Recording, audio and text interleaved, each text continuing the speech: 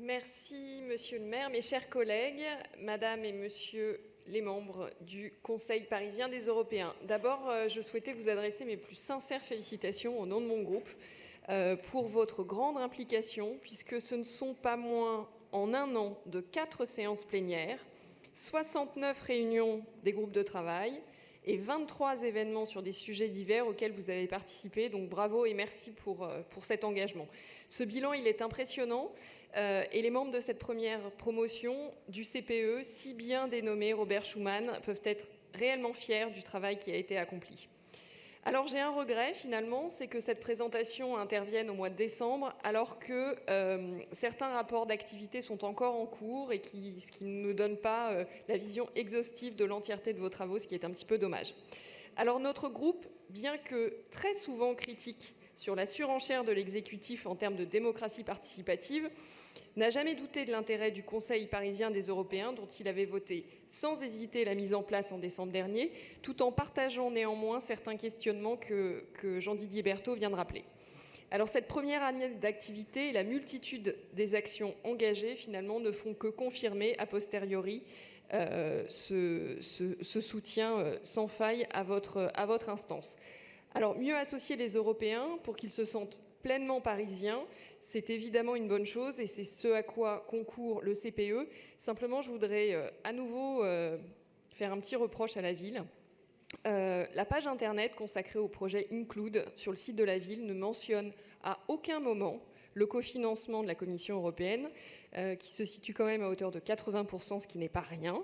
Et la Commission n'est évoquée que pour signaler que la ville a remporté un appel à projet. Alors, ce n'est pas la première fois que ça arrive. Je l'avais déjà dénoncé dans le cadre du FSE. Si la ville est prompte à communiquer sur les actions qu'elle met en œuvre, elle l'est beaucoup moins quand il s'agit de saluer un cofinancement, alors même que ces sommes, en lien direct avec les objectifs du projet Include, pourraient être de nature à susciter justement le sentiment européen chez les Parisiens, ce qui est réellement dommage. Et puis à l'heure où les institutions, notamment européennes, traversent une véritable crise de confiance chez les citoyens, faire la transparence sur leurs rapports et mettre en avant la manière dont elles peuvent avoir un impact positif sur la vie quotidienne des Européens ne me semble pas inutile. Alors, maintenant, place à l'évocation du vœu qui nous est aujourd'hui présenté en votre nom. Mon premier sentiment, c'est l'étonnement. D'abord parce que l'exécutif, en modifiant votre demande, la demande du Conseil parisien des Européens, a quelque peu vidé de sa substance vos demandes. Lors de la réunion du 18 novembre dernier, vous demandiez que soit créé un service d'accueil unique pour tous les Européens afin de faciliter leur démarche administrative et mettant à disposition des informations pratiques en plusieurs langues. Autant dire un guichet unique d'accueil, d'information et de services. Alors, le passage par le filtre des cabinets de l'exécutif a grandement complexifié cette demande.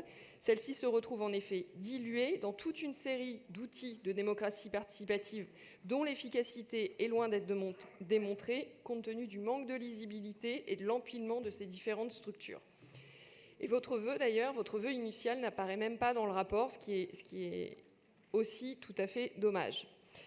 Finalement, ce que vous demandiez, c'était ce guichet unique, parce que ce n'est pas tant un manque d'informations auquel vous êtes confrontés qu'un seul et même lieu où vous pourriez trouver toutes les informations nécessaires, notamment pour favoriser l'accès à vos droits, et notamment vos droits civiques. On rappelait les 14% de citoyens européens seulement inscrits sur les listes électorales. Alors, Hermano Sanchez, bien sûr, nous expliquera ce qu'il en est réellement. En tout cas, je voulais souligner ce point parce que, au-delà de l'accès aux droits, c'est aussi la nécessité de savoir où chercher l'information. Alors, dans ce vœu, je voulais saluer une proposition qui, à notre sens, va évidemment dans le bon sens. C'est la mise en place sur le site paris.fr d'une foire aux questions, en espérant que celle-ci sera vraiment ambitieuse et abordera tous les types de difficultés auxquelles vous pouvez être confrontés. Sur la deuxième demande de votre vœu, la question de la formation, bien évidemment, nous y souscrivons pleinement.